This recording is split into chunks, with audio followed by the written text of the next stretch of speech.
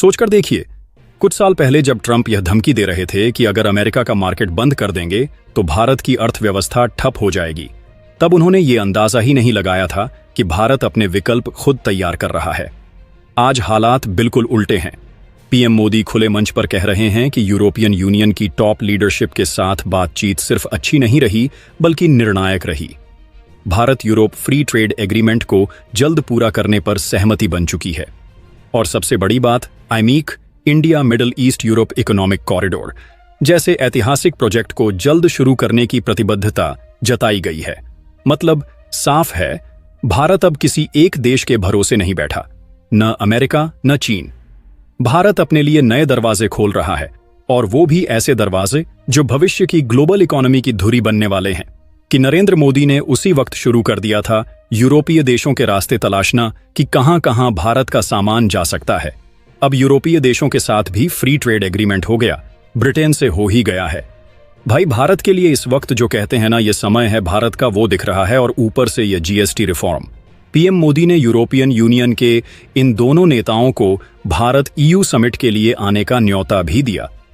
PM Modi की European union के बड़े नेताओं के साथ यह बातचीत ऐसे वक्त में हुई जब 11 सितंबर को यूरोपियन यूनियन के ट्रेड कमिश्नर भारत आने वाले हैं। उनके इस दौरे में भारत और यूरोपियन यूनियन के बीच फ्री ट्रेड एग्रीमेंट पर मोहर लगाने को लेकर चर्चा होने की उम्मीद है। इसके अलावा यूके, यूएई, ऑस्ट्रेलिया जैसे देश हैं जिनके साथ भारत फ्री ट्रेड एग्रीमेंट कर चुका है, और कई देश और हैं जो भारत के साथ फ्री ट्रेड एग्रीमेंट करना चाहते हैं।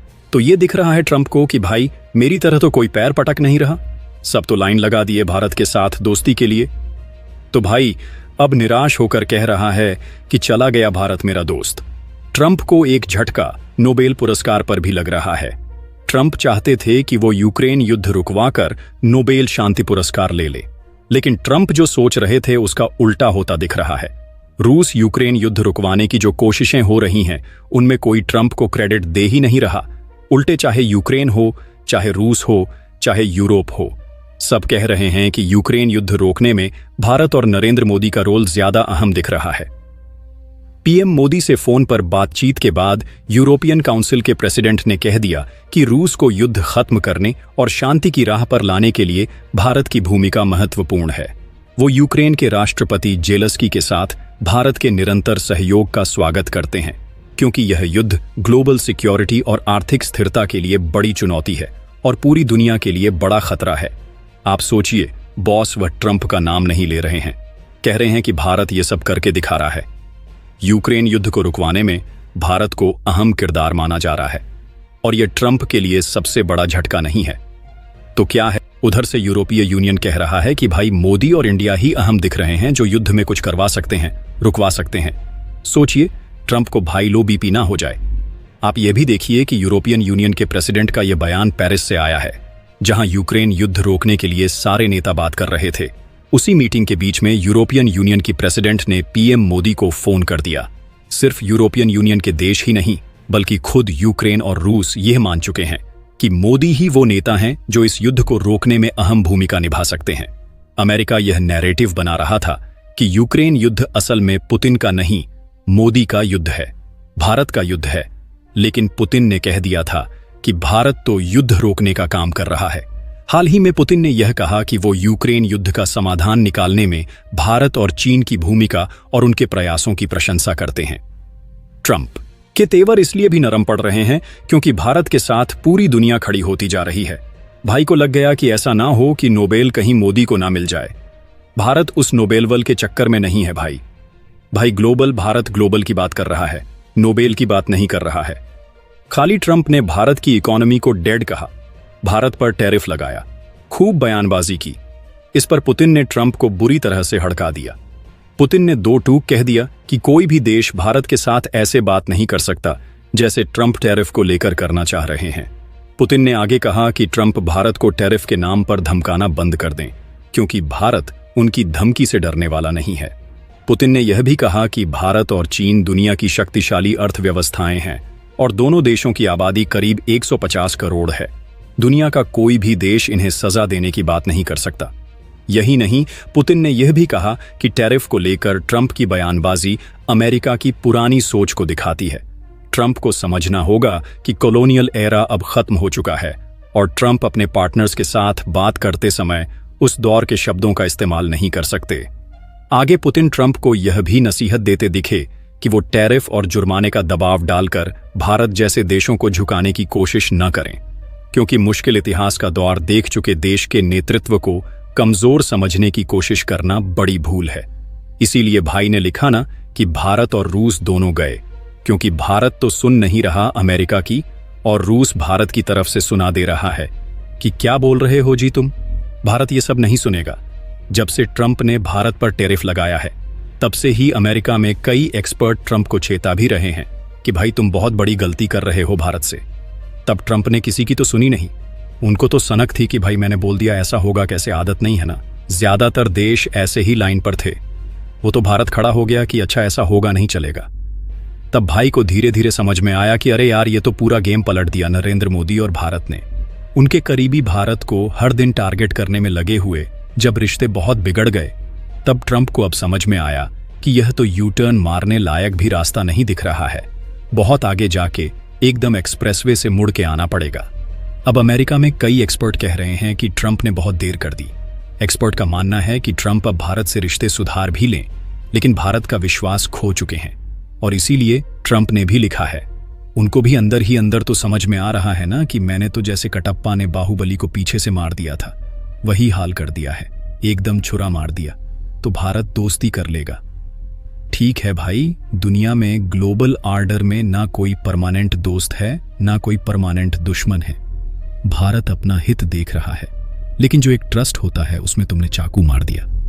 उस विश्वास को अब अमेरिका फिर हासिल नहीं कर पाएगा।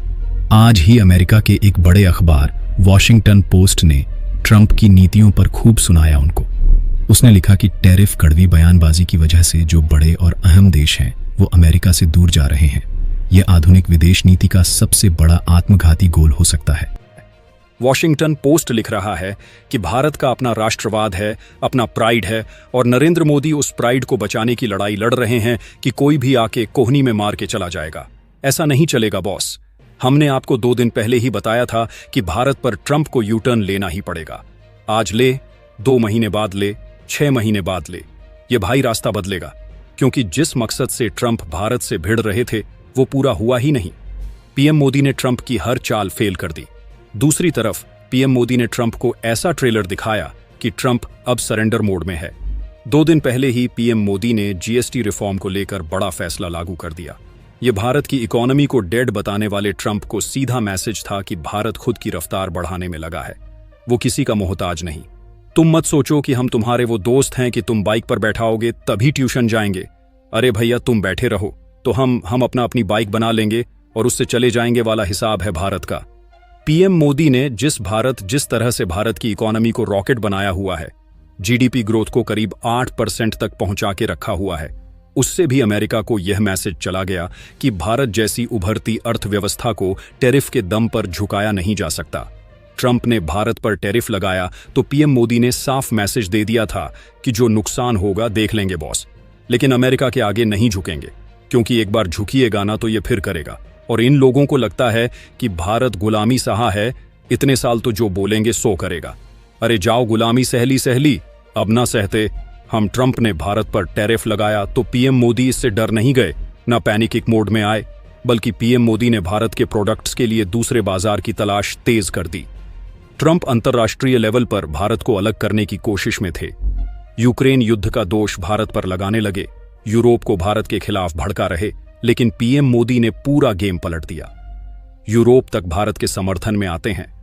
मोदी सरकार के मंत्री अलग अलग जगह जाके विदेशी चैनलों पे बैठ के बताने लगे कि ऐ तो झूठा है, इसे बोल रहा है। ये देखो ना, खुद नहीं खरीदता है।